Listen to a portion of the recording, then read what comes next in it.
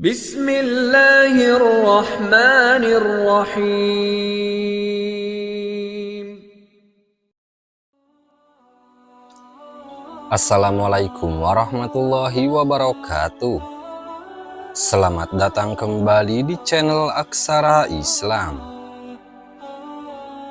Sahabat beriman yang dirahmati oleh Allah Subhanahu wa Ta'ala, sholat duha merupakan ibadah yang sangat dianjurkan Rasulullah Shallallahu Alaihi Wasallam. Keutamaan sholat sunnah duha diterangkan dalam banyak hadis, salah satunya hadis qudsi. Allah memerintahkan Bani Adam agar tidak meninggalkan 4 rakaat sholat di waktu duha. Hadis lain dari Abu Dzar Al-Ghifari radhiyallahu anhu, Nabi Muhammad sallallahu alaihi wasallam bersabda, "Pada pagi hari diharuskan bagi seluruh persendian di antara kalian untuk bersedekah. Setiap bacaan tasbih subhanallah bisa sebagai sedekah, setiap bacaan tahmid alhamdulillah bisa sebagai sedekah, setiap bacaan tahlil la ilaha illallah bisa sebagai sedekah.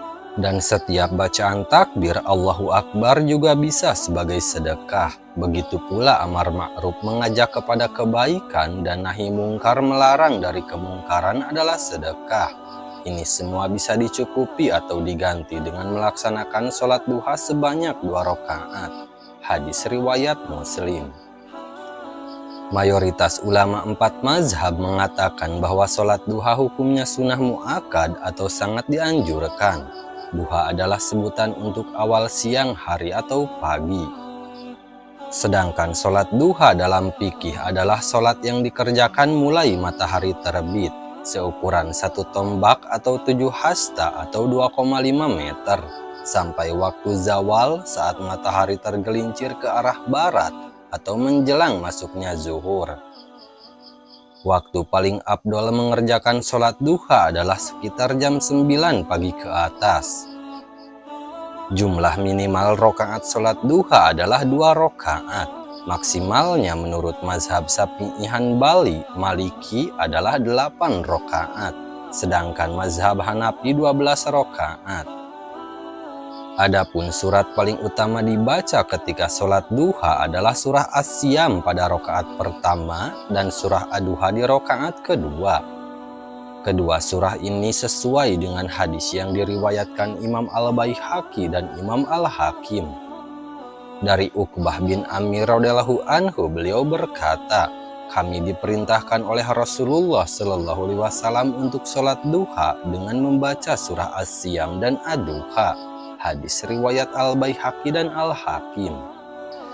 Selain surah As-Syam dan Ad-Duha, para ulama juga menganjurkan membaca surah Al-Kafirun di rakaat pertama dan surah Al-Ikhlas pada rakaat kedua. Ini merupakan pendapat Imam Ar-Ramli, ulama besar mazhab Syafi'i. Imam Ar-Ramli berkata, disunahkan saat sholat duha membaca surah Al-Kafirun dan surah Al-Ikhlas. Kedua surah ini paling afdol dibanding surah As-Syam dan Ad-Duha walaupun ada hadisnya. Sebab surah Al-Ikhlas itu setara dengan sepertiga Al-Quran dan surah Al-Kafirun setara dengan 1/4 Al-Quran. Dari 2 surah yang dianjurkan ketika sholat duha, berikut ini juga ada keutamaan surah tersebut. Untuk keutamaan surah As-Syam ini memiliki keistimewaan dan keutamaan tersendiri. Dalam kitab Lamahatul Anwar wa Nafahatul Azhar, Muhammad bin Abdul Wahid Al-Ghafiqi menyebutkan beberapa riwayat mengenai keutamaan surah As-Syam ini. 1. Aman dari hal yang menakutkan. Orang yang membaca surah As-Syam setiap pagi, maka dia akan aman dari setiap sesuatu yang menakutkan. Hal ini berdasarkan riwayat berikut. Dari Ubay bin Ka'ab dari Nabi Shallallahu Alaihi Wasallam bersabda, barang siapa membaca surah Wasisyamsi waduhaha setiap pagi, maka dia akan aman dari setiap hal yang menakutkan. 2. Sedekah dengan seisi langit bumi. Membaca surah As-Syam pahalanya seperti bersedekah dengan seisi langit dan bumi. Ini berdasarkan riwayat sebagai berikut. Dari Ubay bin Ka'ab, dia berkata bahwa Rasulullah Shallallahu Alaihi Wasallam bersabda, barang siapa membaca surah Wasyamsi waduhaha, maka seakan-akan dia bersedekah dengan segala sesuatu yang terbit atasnya matahari dan bulan. 3. Diampuni dosa. Mendapatkan ampunan dosa ini berdasarkan riwayat berikut. Diriwayatkan dari Nabi Shallallahu Alaihi Wasallam bahwa beliau bersabda, barang siapa membaca surah Wasyamsi waduhaha, maka diampuni dosa yang tenggelam dan terbit atasnya matahari. Selain itu, berikut ini juga ada beberapa keutamaan surah Ad-Duha jika dibaca ketika sholat duha. 1. Mengingatkan manusia untuk selalu bersyukur. Allah Subhanahu wa Ta'ala menyayangi hamba-hambanya yang senantiasa bersyukur.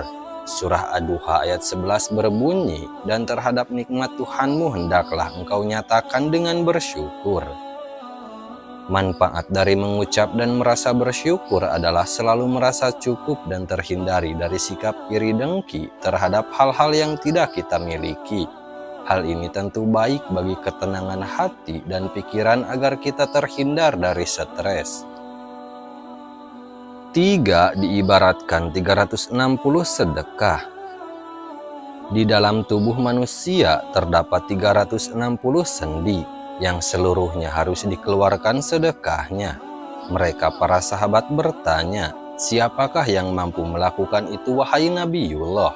Beliau menjawab, engkau membersihkan dahak yang ada di dalam masjid adalah sedekah.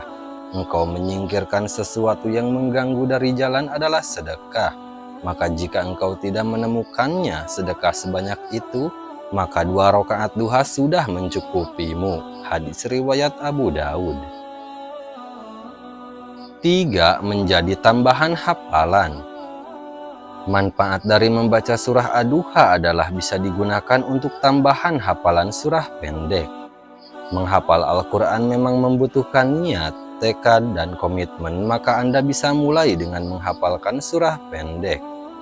Jika Anda mengenal Allah, menghafal kitabnya, insya Allah Anda akan semakin dekat dengannya. 4. Membuat kita mudah menunaikan ibadah sholat duha.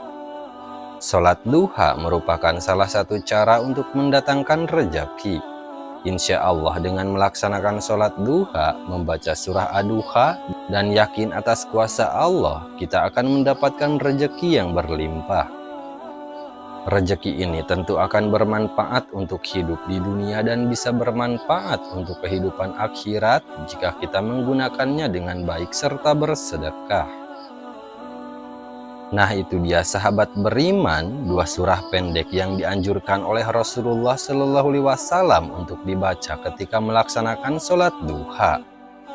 Sekian dulu video dari kami. Jangan lupa dukung channel Aksara Islam dengan klik tombol subscribe. Assalamualaikum warahmatullahi wabarakatuh.